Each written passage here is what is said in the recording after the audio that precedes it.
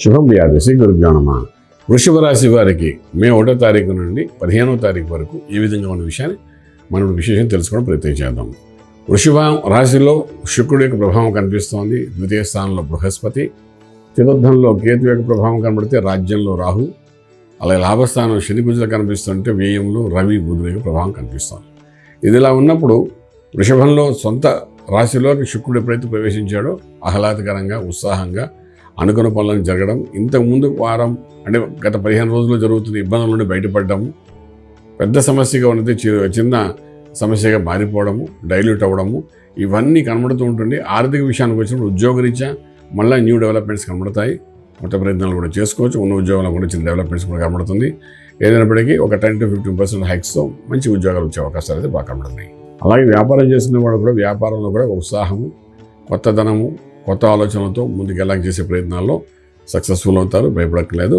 ఇక మనం ఆలోచించవలసిన విషయం కుటుంబపరంగా కూడా మంచి సత్సంబంధాలు పెరగడము, అలాగే అన్నదమ్ములు అక్కచెల్లెలు అందరితో కూడా అన్యోన్యతతో చక్కగా ఉల్లాసంగా అన్ని కార్యక్రమాలు పాల్గొనడము, శుభకార్యానికి వెళ్ళడం, శుభమైన పనులు చేయడము, గృహప్రవేశం, శంకుస్థాపన, భూమి పూజ, వివాహము ఇటువంటి చేసే ప్రయత్నాల్లో కూడా సఫలీకృతం అవడం బాగా కనిపిస్తోంది.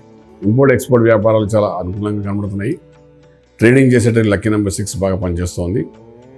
ఐరన్, స్టీలు, సిమెంట్, ఐరన్, అలాగే ఇన్ఫ్రాస్ట్రక్చర్స్, తర్వాత ప్రొడ్యూసర్స్ గాను, డైరెక్టర్ గాను వెళ్తున్నప్పుడు చేసే ప్రయత్నాలు, ఇన్వెస్ట్మెంట్ ప్లాన్స్, అలాగే మనకు ఆయిల్ ఇండస్ట్రీ మీద, పెట్రోల్, అలాగే వైన్స్ వాటి మీద ఇన్వెస్ట్మెంట్ ప్లాన్ చేసుకుని వెళ్ళడానికి మాత్రం అనుకూలమైన వాతావరణం బాగా కనిపిస్తోంది.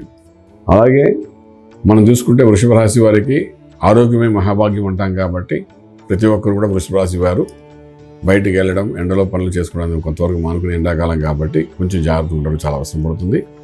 ఏదైనప్పుడు ఎమర్జెన్సీ అయితేనే వెళ్ళడానికి ప్రయత్నించండి తప్ప అనవసరంగా బయట ఎండలో తిరగకండి, ఇబ్బంది పడకండి.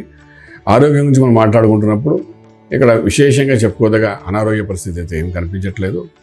మంత్రం దగ్గరకు వచ్చినప్పుడు మాత్రం ఇక్కడ నారాయణ అష్టాక్షరి మహామంత్రాన్ని సాధన చేసుకుని ముందుకు వెళ్ళడానికి ప్రయత్నించండి. కొంతవరకు ఊరటగా ఉంటుంది. రాజమార్గంలో రాజ్యం పొందగలుగుతారు.